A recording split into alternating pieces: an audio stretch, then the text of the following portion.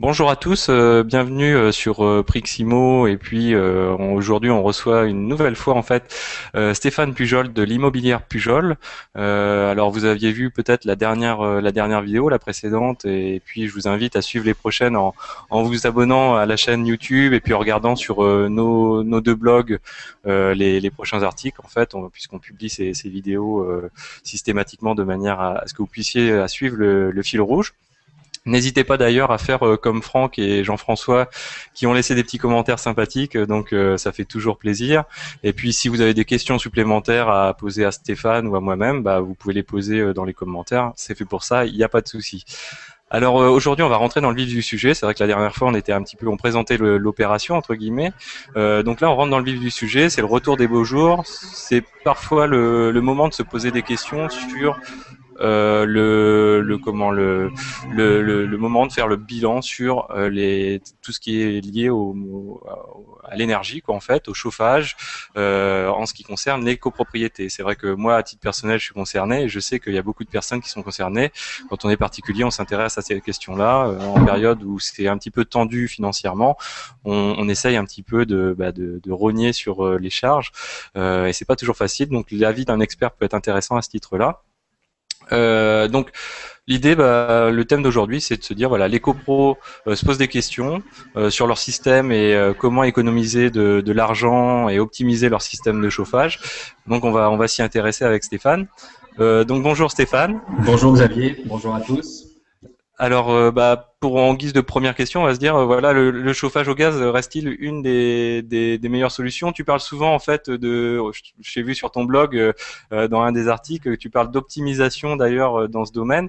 Voilà, est-ce que tu peux nous en dire deux mots sur l'aspect du gaz? Pour moi, le chauffage collectif au gaz, c'est une évidence. Je crois même avoir fait un peu de provocation une fois sur ton blog en disant si ton syndic te propose pas de passer au gaz, change de syndic ou va voir tes voisins pour aller les convaincre qu'il faut passer au gaz parce que c'est évident que c'est l'énergie la moins onéreuse, là qui pollue le moins et qui à l'avenir sera le moins cher. Donc voilà, ceux qui sont encore au fioul, ça doit représenter quelques pourcents, hein, parce que ça fait 20 ans que Gaz de France fait son travail. Donc oui, il faut passer au gaz. Oui, le gaz est moins cher. Et oui, à l'avenir, le gaz sera encore moins cher que ce qu'il est aujourd'hui. Et même, je dirais qu'en France, on subit les contrats à long terme que notre gouvernement et Gaz de France ont signés avec la Norvège et l'Algérie, qui sont des contrats qui étaient chers et qui étaient indexés sur le pétrole, alors qu'aujourd'hui, le prix du gaz est 3 ou 4 fois moins important que le prix auquel on peut l'acheter en France. Donc voilà, il y a une marge de baisse sur les prix du gaz qui est importante et à venir. Voilà. D'accord, donc ouais, ça nous donne des bonnes perspectives pour ce qui est à venir. Bonne nouvelle. Et sinon, selon toi, en fait, quelles questions doit-on se poser en fait pour bien aborder cette question en fait du domaine du chauffage de la copropriété? Est-ce qu'il y a des questions un petit peu évidentes ou incontournables pour aborder cet aspect-là, quoi, en fait, qu'on doit se poser? La première question, c'est l'état de la chaufferie. Parce que une chaufferie, c'est comme un moteur de bagnole. Si la bagnole a 20 ans, elle consomme beaucoup d'essence et de diesel. Si le moteur est neuf, il en consomme beaucoup moins. Donc déjà, si vous avez une chaufferie ancienne, il faut penser à la rénover. C'est un bon moment pour le faire en ce moment. Deuxième chose, il faut regarder le contrat d'alimentation en gaz. Donc, pour être schématique, sur les petits ensembles immobiliers, on est souvent sur du tarif réglementé et historique. Sur les gros ensembles immobiliers alimentés en gaz, souvent le titulaire du contrat, qui est le chauffagiste, est sorti du contrat régulé et a intérêt à optimiser en fait la consommation de gaz pour la copropriété. Voilà, c'est le contrat de gaz, c'est ce qu'on appelle le P1 dans la profession, représente souvent entre 20 et 30% du montant total des charges payées par les copropriétaires. Donc c'est évidemment le poste qui doit faire l'objet de plus d'attention et qui doit être réellement négocié. Alors chaque année, c'est pas forcément intéressant de le négocier, mais il faut s'y pencher très régulièrement. Voilà. Et moi, j'invite souvent les conseils syndicaux à le faire avec nous, que ce soit avec EDF, GDF ou d'autres opérateurs. Mais bon, je préfère rester avec des fournisseurs connus que sont EDF et GDF. Voilà. Donc en fait, et c'est quelque chose moi que je connaissais pas trop quoi. On a un système de tarifs régulés quoi. En fait, ça marche un petit peu comme EDF à une période où on pouvait sortir du contrat standard, on va dire classique, C'est qui est ça. historique quoi en fait. Et Mhm. puis donc d'accord, très bien. Oui, oui, si tu veux, l'État, pour alimenter et pour sécuriser l'alimentation en gaz, l'État s'est mêlé de faire signer des contrats à long terme. Donc, il a aussi la contrepartie pour sécuriser Gaz de France, il le forçait à acheter et ensuite il le sécurisait à la vente, donc à nous. Et donc, il fixe l'État en France. On est un des rares pays avec la Corée du Nord où l'État fixe même le prix du gaz. Voilà. Mais il faut savoir qu'aujourd'hui, je le redis, les tarifs réglementés sont plus chers que les tarifs libres. D'accord. Hein. Et en fait, est-ce que c'est ça que ce dont on appelle tarif B2S quoi en C'est fait? ça. Exactement. Donc en fait, c'est ce Ouais, tarif réglementé quoi. le B2S, ça veut dire binôme de saison. Tu vois, D'accord. c'est un tarif qui date de 30 ans et qui est en fait la Bible c'est c'est à partir de ce tarif que tous les autres tarifs réglementés ont été établis. Et le marché, c'est vraiment aujourd'hui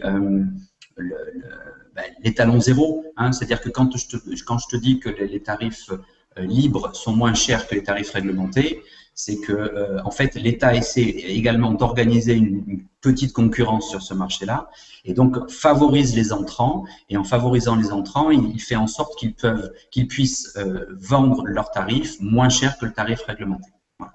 D'accord. Donc bien connaître son contrat, c'est quelque chose d'extrêmement important quand on veut s'attarder effectivement, et il faut s'attarder sur cette question d'énergie quand on est chauffé au gaz ou au fuel ou autre. Hein. De toute façon, le poste est généralement un gros poste de défense pour les copropriétés. Et sinon, alors on entend parler de la TICGN quoi, en fait.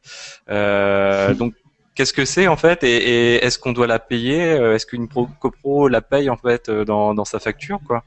Alors, les copros sont exonérés, mais encore faut-il qu'elles fassent la démarche pour rappeler aux fournisseurs qu'elle est exonérée. Parce que la TICGN, c'est la taxe intérieure sur la consommation de gaz naturel. Donc c'est le pendant de la TIPP, c'est ça quoi en C'est le fait, pendant de un la petit peu quoi, TIPP, c'est pour le pétrole exactement. quoi, voilà. Exactement. Et en fait, elle a été étendue, je crois que c'était en 2006 ou 2007, à toutes les consommations de gaz, mais il y a eu des exceptions, dont les copropriétés font partie. Mais il faut le demander. Donc, en fait, nous, syndic, on a eu à demander à bénéficier de cette exonération. Parfois, c'est un peu difficile de l'obtenir, donc c'est un point aussi qu'il faut vérifier. C'est important parce que ça représente quelques centaines d'euros qui sont mieux dans la poche des copropriétaires que collectés bêtement. Voilà. Un point important aussi au niveau de la fourniture du gaz, c'est ce que l'on apprend dans notre profession, et c'est une des premières choses que l'on sait, c'est de dire que 1 degré de consommation, 1 degré Celsius dans les appartements représente 7% de consommation en moins de gaz. Voilà, c'est-à-dire que si les copropriétés en règle générale sont souvent chauffées à 22 ou 23 degrés, si chaque copropriété faisait l'effort de baisser de 1 degré cet objectif de température, eh ben, les charges de gaz baisseraient de 7%. Voilà.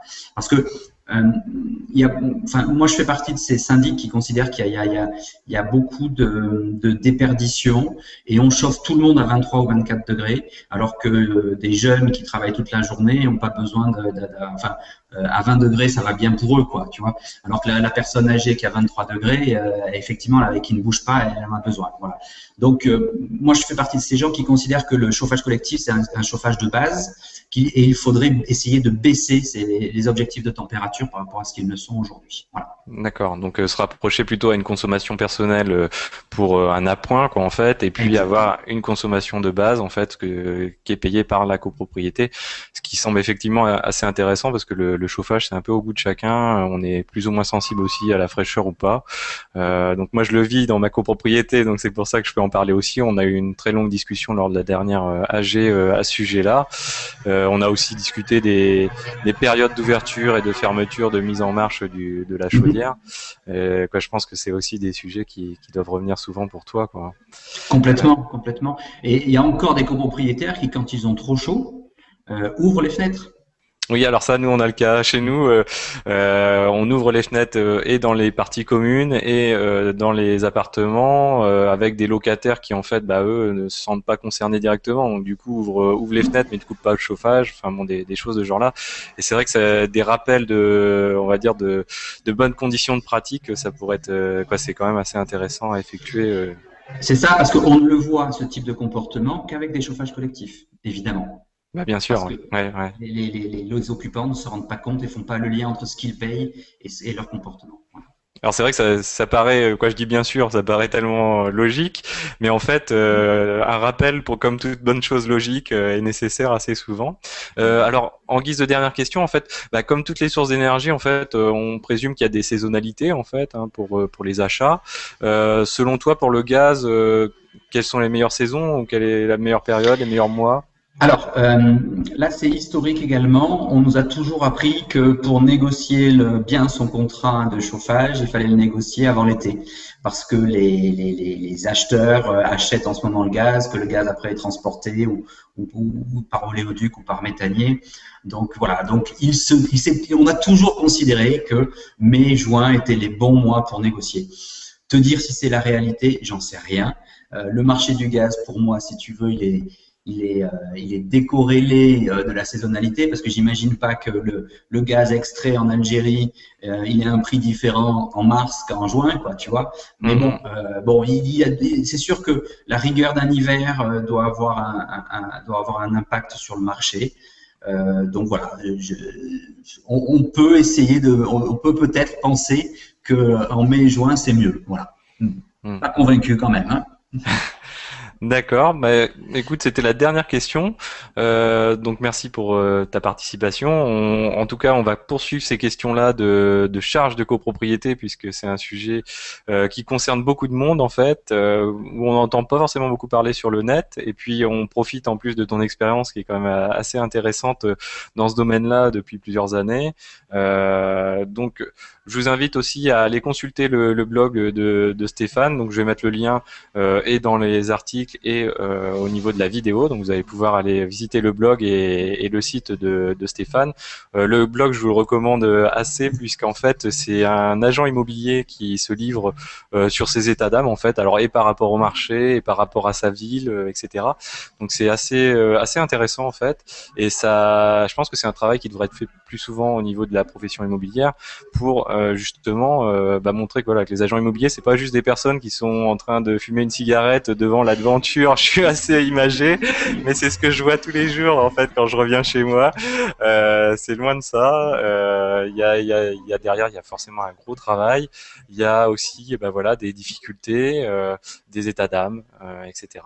Est-ce que tu as quelque chose à ajouter, Stéphane, peut-être avant de... Non, non, écoute, moi je suis ravi de partager avec toi et les personnes qui nous regardent cette discussion, parce qu'effectivement, je pense que tout le monde a à y gagner dans ces échanges, que ce soit mes clients ou même ceux, puisque je suis à Marseille, ou même ceux qui sont dans le Nord, ils ont certainement aussi des choses à nous apprendre. Voilà. D'accord, bah merci, merci à tous, merci Stéphane, et À puis bientôt. on vous dit à très